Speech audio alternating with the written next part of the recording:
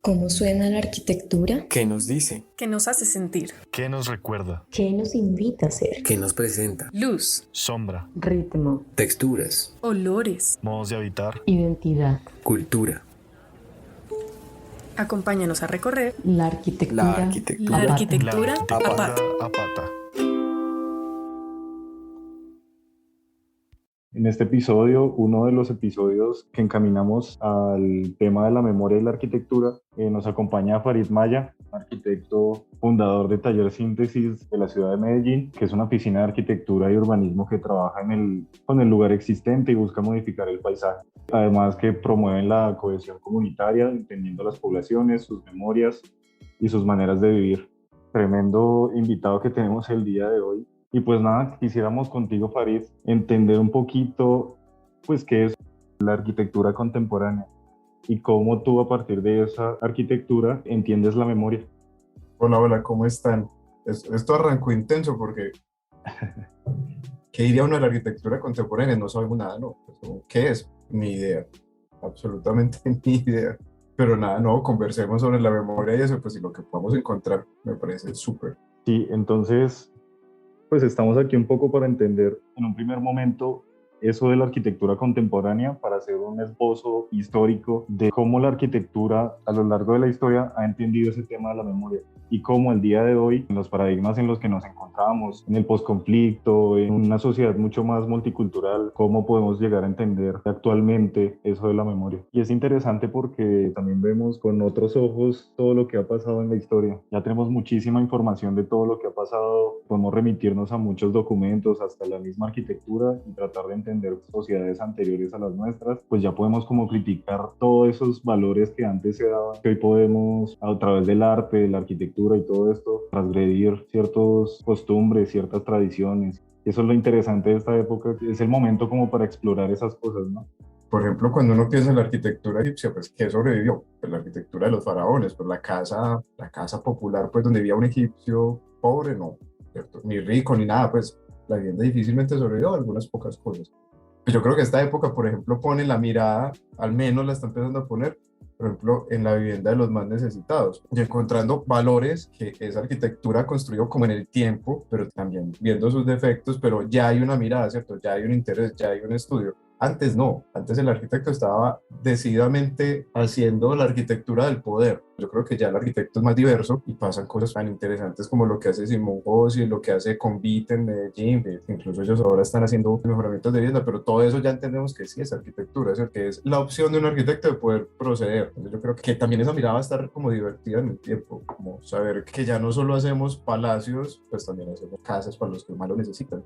Aún más en territorio como Colombia o toda Latinoamérica, bueno, todo el hemisferio sur del planeta, donde hay tanto por hacer, ¿no? Porque yo creería también que la arquitectura contemporánea en esos países nórdicos llega es como intervenciones sobre lo existente, pero es que aquí es que hay tanto por hacer. Mirando también lo anterior, creería que también por eso es que es tan diverso, porque hay diferentes llegadas para solucionar todas las problemáticas existentes y al final, pues en un futuro puede que también sea como la mirada de la arquitectura contemporánea como ese desorden o esa confusión de que al fin qué es, pero también va a ser testigo de lo que estaba sucediendo en este momento. Y también llegando a esto y teniendo en cuenta que ustedes tienen proyectos donde uno han tratado temas de la memoria, como lo fue el proyecto Casa de la Memoria Pueblo Bello y el Parque Educativo Saberes Ancestrales y también el pueblo que ustedes ayudaron a reconstruir, digamos, tras la catástrofe natural, que también tocan pues dos temas, uno obviamente la memoria del posconflicto y el otro pues la memoria también de su territorio que fue acabado por este desastre. Pero entonces, antes de llegar a la profundidad de esos proyectos, quisiéramos saber para ti, Farid Maya, ¿cómo crees que a partir de la arquitectura contemporánea se puede evocar la memoria? Todo lo que hemos hablado finalmente confirma lo mismo. Una palabra que a mí me gusta mucho usar últimamente es mestizo. Nosotros pues, somos mestizos, la arquitectura que hacemos es mestiza y eso en este momento ya se entiende que no es malo, sino que es bueno. Lo que hacemos nosotros es arquitectura de Colombia, pues, pero a la vez arquitectura del mundo, pues estamos puestos en esa doble disyuntiva que es bacano. Ahora, la memoria, yo creo que la arquitectura siempre ha guardado la memoria. O sea, eso no es un problema de lo contemporáneo, sino es un problema de la arquitectura en sí misma. O sea, cuando las arquitecturas han tenido la potencia como como que las casas de la colonización antioqueña, por ejemplo, se vuelven unos relicarios que guardan los recuerdos. Pues difícilmente un apartamentico de estos de 40 metros cuadrados miserables que estamos haciendo, pues lo logra hacer, pero así todo, la gente empieza a conservar las cosas que quiere, las cosas que recuerda, los momentos que los hicieron felices o tristes en las arquitecturas donde viven, ¿cierto? Porque si no, esos recuerdos son más abstractos, o sea, no tienen espacio y pierden definición. Entonces yo creo que la arquitectura siempre ha hecho eso, o sea, siempre hemos logrado hacer unas herramientas donde la gente guarda sus recuerdos. Ahora, hay algo que sí es muy claro y es que nuestro conflicto casi que ha ejercido es como un borrador, como que al desplazar a la gente, al quemar los edificios, al robarles los lotes, lo que va haciendo es que al desplazarlos finalmente les van robando esos espacios donde la memoria se guardaba. Y alguien me decía, por ejemplo, hace poco que una colega que está haciendo una tesis sobre un barrio en Medellín que se llama Carpinelo y entrevistaba a la gente y la gente le decía, bueno, yo he vivido en 5 casas. La casa donde nací, después me fui a algún lugar a vivir y luego, por ejemplo, un hecho de violencia en la tercera casa hacía que le fuera imposible recordar esa casa, ¿cierto? Entonces todas las otras las había podido describir con precisión, pero donde lo desplazaron, donde pasó tal cosa, hay un bloqueo mental también porque ya ese espacio se vincula es como al dolor y casi que por reacción natural el cuerpo se protege y pues, bloquea esa situación. Entonces, también la memoria tiene como un hermano que es el olvido. Son olvidos obligados. O sea, a ellos los obligan a olvidar, o sea, a no tener cómo recordar. Eso que decías, se habló también en el episodio anterior, que fue el abrebocas de esta temporada que se enfoca en la memoria. El invitado que teníamos era full patrimonialista. Él daba su mirada de la memoria a partir de todo esto que se debe conservar para nosotros tener presente que en el pasado está el quiénes somos y hacia dónde deberíamos ir, ¿no? Pari, ¿tú qué mirada crees que le debe dar la arquitectura contemporánea a este patrimonio arquitectónico, a ese objeto que guarda la memoria? No sé si se han leído Funes el Memorioso, el cuentico de Borges. Funes el Memorioso es un cuento del escritor argentino Jorge Luis Borges, publicado en 1944, en el que se relata la manera en la que Funes recuerda y olvida. El pobre Funes tiene un problema gigante, como Funes recuerda todo y lo recuerda tan preciso, tan milimétrico, constantemente lo revive, con toda la presión del caso, Funes es incapaz de crear, porque a Funes no se le olvida nada. Entonces el olvido, que ahorita lo estamos viendo, que es una cosa muy, muy mala, ¿cierto? Cómo me obligan a olvidar quién soy. El olvido tiene un lado bueno, cuando no pasa así, y es que el olvido lo que hace es que cada vez que recordamos algo, lo recordamos distinto y nos vamos inventando otra cosa que no era esa misma original, inventándome una cosa nueva a partir de esa memoria inicial. Entonces, a mí me parece que la parte patrimonialista, cuando es tan pegada de cómo era la chapa en 1905, yo creo que ahí sos Funes el Memorioso, ahí sos alguien que hace que eso no pueda recibir un recuerdo nuevo, pues que no puede hacer el relicario, a mí la palabra me parece muy bonita, no puede hacer el relicario de nuevas memorias. Por ejemplo, pasa en Medellín, y el ferrocarril es la gran epopeya paisa del siglo XX, es como logramos atravesar las montañas y hacer que pasara un tren. Ese edificio que debería ser vivo, es un edificio que de alguna manera quedó como quieto en el tiempo, que lo restauraron, quedó muy bonito, efectivamente la chapa de 1930 y toda esta cosa, pero ahí no pasa nada. Entonces, para mí, realmente esa es la gran pregunta con los edificios históricos, y es cómo hago que sí pasen cosas. ¿Qué contenido se le inyecta a eso que es capaz, efectivamente, de contar la epopeya del ferrocarril, de la gente que llegó y de todas esas cosas que, pues eso fue un lugar muy intenso. Guayaquil, pues que es todo el espacio vinculado a la estación del ferrocarril, era donde pasaba todo el tango, las fiestas, ¿cierto? En una ciudad hipergoda era como el núcleo liberal, pues todo eso que es bien interesante, pues que ya nadie se acuerda de eso. O sea, ¿cómo logró entonces que la gente se acuerde de eso? Pues también que le meta cosas nuevas. O sea, como en la estación del ferrocarril, pues no sé, cualquiera conoce a la novia. ¿Quién va en este momento y se encuentra alguien de casualidad? Nadie, porque nadie va. Me parece que es eso, o sea, uno no puede ser Funes el Memorioso. En estos dos cuentos paralelos, me imagino que se leyeron el otro de Pierre Menard, autor del Quijote, es como la otra versión. Pierre Menard se pone esa gran meta de volver a escribir el Quijote sin copiarlo, sino inventándoselo palabra por palabra igual, pero él a partir de su experiencia y su creación. Entonces, ¿cómo hacemos que estos edificios sean los de Pierre Menard? Como algo nuevo metido en algo viejo. No sé, pero bueno, igual nosotros tenemos un proyecto pues que parece que algún día lo van a construir, que es la estación, los talleres de ferrocarril de Antioquia en Bello, que teníamos esa pregunta y nosotros de una vez dijimos, no, es que ni siquiera nos interesa que restauran el ladrillo, o sea, nos interesa que el ladrillo sea viejo, que sea con hongos, que las ventanas se note que pasó el tiempo, pues igual sí nos va a tocar hacer cosas porque ya nos obligaron, pero lo que nos interesaba es que el tiempo y las cicatrices y pues ser viejo no fuera una cosa mala, pero a la vez pasaran contenidos nuevos, entonces eso va a ser muy bonito porque va a tener escuelas de música, teatros, pues va a pasar como una cosa bien interesante, pues sí pasa. De acuerdo con que pues un edificio no puede quedarse estancado en el tiempo. Todo el patrimonio que goza de unas localizaciones tan importantes como en el centro, los centros históricos, pues deberían activarse para que la ciudad aproveche en serio esos espacios, o sea, que sirvan a la memoria a la vez que se activen para las nuevas necesidades. Y yo que estuve en ese sector un rato de la restauración y todo esto, tienes mucha razón con lo de Funes, ¿no? Una restauración lo que hace es como, no sé, como aplicarle botox al edificio. Entonces uno ve los muros revocados así, pues que se ven perfectos, pero pues uno dice, no, pues aquí han pasado más de 100 años. Eso no es así, o sea, dejen ver al menos un poco de ese trozo de la historia, de lo que la historia del edificio, de las cicatrices, de los dibujos que han habido allí, de los muros desportillados, cosas así, no sé, pues que dan como indicios de una vida dentro de ese edificio, en vez de pues borrar todas esas memorias pues que sirven para entender un poquito la sociedad, ¿no? Sí, es que la dignidad del paso del tiempo, o sea, nosotros igual estamos en una sociedad que busca la juventud eterna y la busca en todo. No tenemos derecho a ser viejos, siempre tenemos que estar jóvenes y nuevos. Yo creo que eso le embuten a los edificios viejos eso.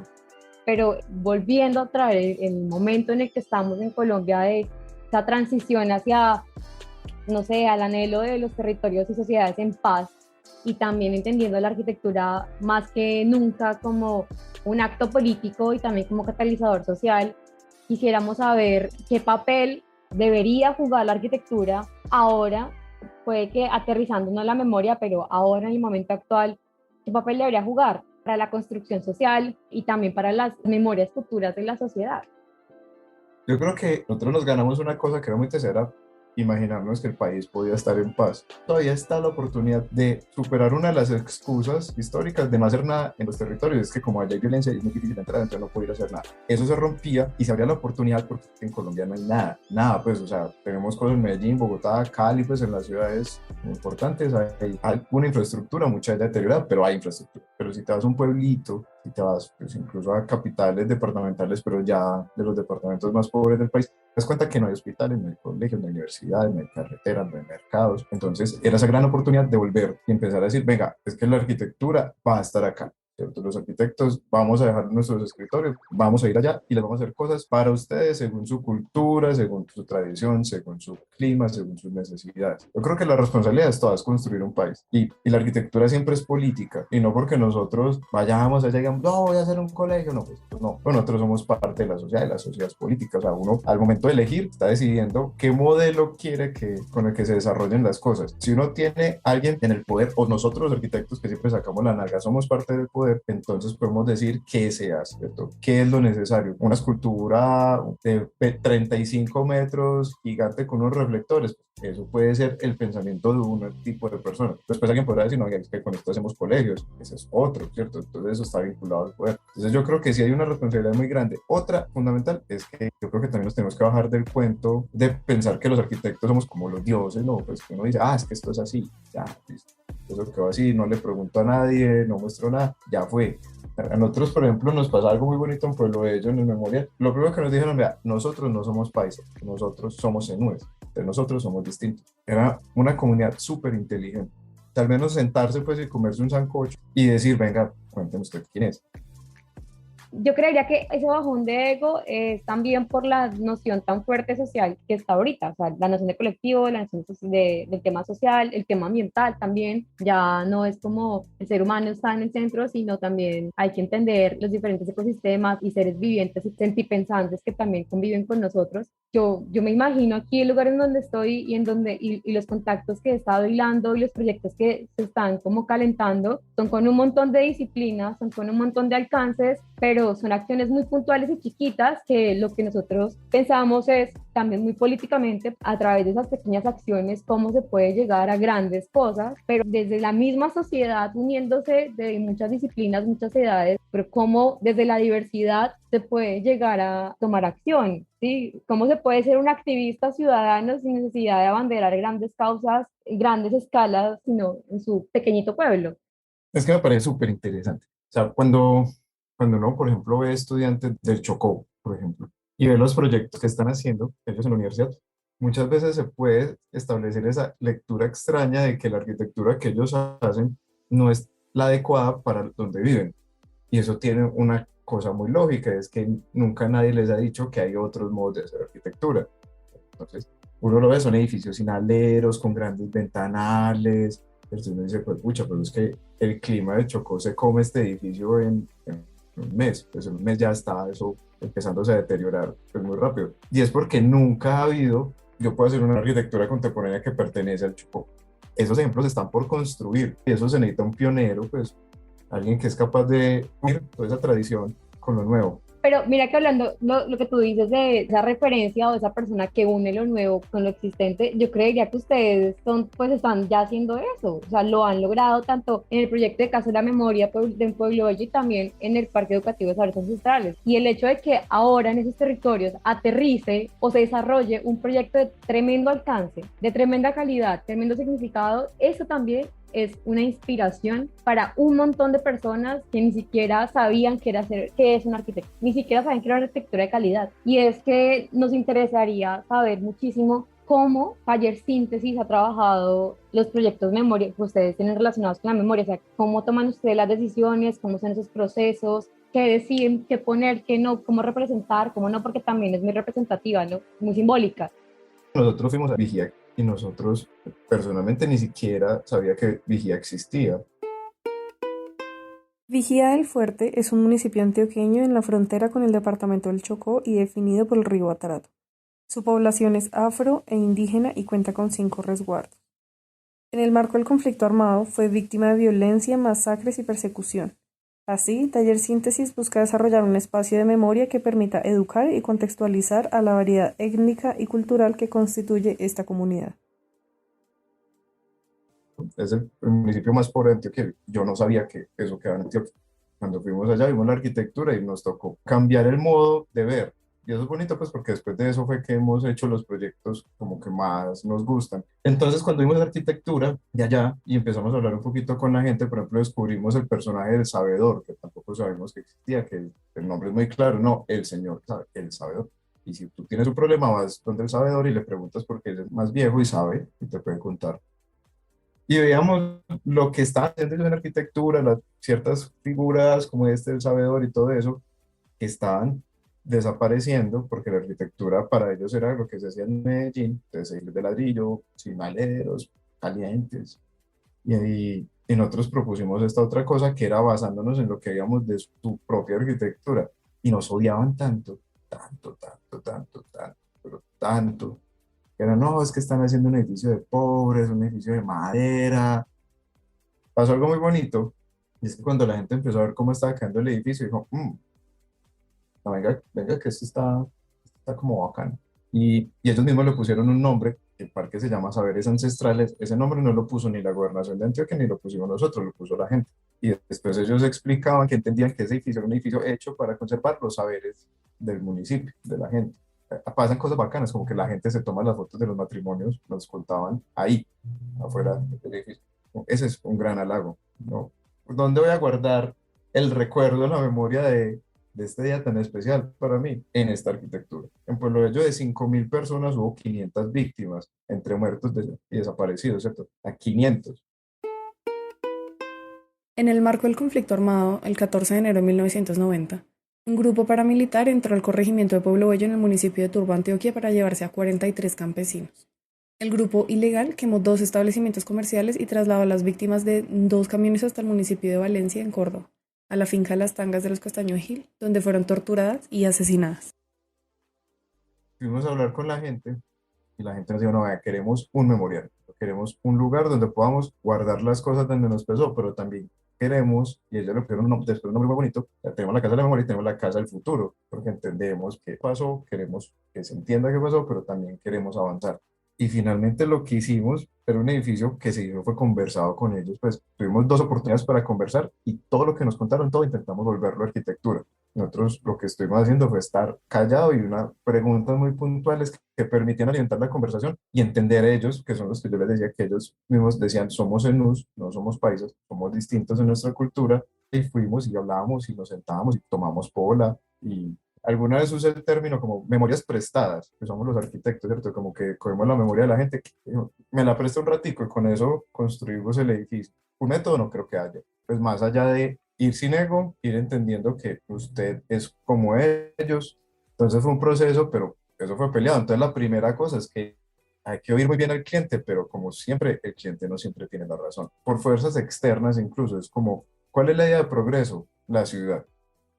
Está súper chévere la manera como explicas esas decisiones que toman en Taller Síntesis porque pues nos das en la vena del gusto a nosotros que creamos este podcast en torno a la fenomenología y la experiencia espacial. Porque si bien pues dices todas estas decisiones de tus proyectos, cuentas, relatas un contexto social, un contexto geográfico de conflicto en el que pues hay ciertas relaciones con el lugar que retoman en los proyectos. Y Farid, después de habernos contado esas decisiones que toman ustedes para los proyectos, nos gustaría que nos relatases como la experiencia espacial que se puede dar en ese proyecto que nos cuentas, qué nos vamos encontrando, qué sensaciones crees que evoca, cómo habla o hace sentir ese tema de la memoria. Listo. Entonces vamos a hablar de un poquito de Pueblo Bello. Ya, pues les contaba, Pueblo Bello lo hicimos con un amigo que es artista, Juan Caicedo, y con Angélica Gaviria. Y Pueblo Bello tenía guión narrativo, ¿cierto? Eso era un recorrido que tenía una estructura totalmente construida a partir de cómo queríamos que la gente se sintiera. Entonces voy a intentar explicarlo esto. Es un edificio pequeñito, muy pequeño, son 300 metros cuadrados, que tiene un volumen alto en concreto de 8 metros de alto y un volumen bajo en persianas de madera que es 3 metros de alto con una cubierta de un solo agua y entre los dos hay un patio. Entonces se unen por unos corredores laterales. Ahora, ese volumen alto de 8 metros en concreto, prácticamente ciego al exterior, es la Casa de la Memoria. Es un volumen en planta, un rectángulo, al que se le atraviesa una diagonal. Y esa diagonal va haciendo que cada vez sea más oscuro cuando entre y cada vez sea más estrecho, casi que me tira contra una pared. Y esa primera diagonal es lo que nosotros construíamos, que era el primer hecho de violencia mayor que pasó allá, que es la desaparición de los 43. O sea, 43 personas en un día desaparecieron. Otra vez de 5.000 personas. Entonces, cuando yo voy entrando, precisamente voy dejando atrás el mundo, voy subiendo una rampa, la diagonal va apareciendo, el acceso pasa de ser de 7 metros de ancho a solo 1,20 m, entro a ese espacio y estoy dentro de la casa de memoria, donde la luz entra siempre es por arriba. Hay una luz que entra por arriba, bañada de rojo, porque nos contaban ellos que muchas de las cosas que pasaron era que les quemaban las casas o quemaban a la gente dentro de las casas. Entonces el fuego nos parecía que era como una cosa importante, como de mantener también ahí vivo esa sensación. Y dentro de ese espacio te vas encontrando las distintas obras que ha puesto la gente. La Colcha de Retazos, que es una historia construida colectivamente, donde cada familia pone qué le pasó a las personas, unos letreros y demás. Giro, ¿cierto? Lentamente voy girando y la diagonal, que si a un lado se cierra, pues obviamente hacia el otro lado se abre. Y lo que hago es descubrir la luz otra vez. O sea, si había dejado la luz atrás, aquí me vuelvo a enfrentar a la luz y entiendo que la violencia y esa época oscura y dura donde pues, pasaban, se amarran a los árboles, quemaban casas, les tocó irse de su territorio, es una parte de la historia, pero no es toda la historia, y yo la dejo atrás, yo la supero. Entonces, es obligatorio pasar por la memoria, en este caso, para construir el futuro. Cuando por fin paso la diagonal, me encuentro con el patio. Me encuentro con un espacio que tiene una pérgola para que haya sombra, pues para que yo pueda estar parchando ahí a cualquier hora, que se abre porque no hay cerramiento que se abre hacia la cancha y hacia las calles vecinas. En la idea del que el que está adentro habla con los que está afuera, sin límite alguno, sin control, ¿cierto? Nosotros incluso le poníamos el nombre del chismoseadero, pues es una banca que mira las casas que están al frente para conversar. Y hacia ese espacio, hacia ese patio, que nos parece tan importante, se abre la casa del futuro, que este pequeño volumen abre totalmente sus puertas, se integra al patio, construye una unidad en la que el espacio se duplica, pero con menor costo, obviamente, porque no tenemos plata, y donde la gente puede hacer cosas. Los dos espacios son hiperventilados. El de concreto, la diagonal hace que el viento se impulse y adquiera velocidad y lo mantenga fresco. El otro es unas persianas, sombreado siempre. Pero finalmente es como esa idea. El guión era muy sencillo. Tengo que pasar siempre por la casa de la memoria para llegar a la casa del futuro. No me la puedo saltar. Siempre tiene que estar abierta. Siempre tengo que estar en contacto con eso, pero también siempre tengo que entender que eso fue un momentito, no es toda la vida. Eso pasó, pero no se va a repetir. Y con ese recorrido súper claro, pues nada, gracias Farid.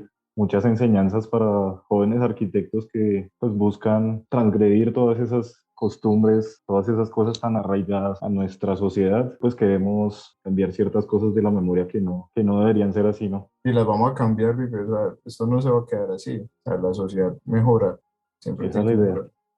total. No, Farid, muchísimas gracias por asistir a nuestro podcast. Listo. Chao, que Súper, estés Farid. muy bien, Un que gusto. Chao, descanses muchas y comas gracias. rico. Arcapato, qué cool haber atravesado este recorrido juntos hasta el final. El apoyo que nos das es increíble y por eso nos gustaría tomarnos un café contigo y así apoyarás aún más el proyecto.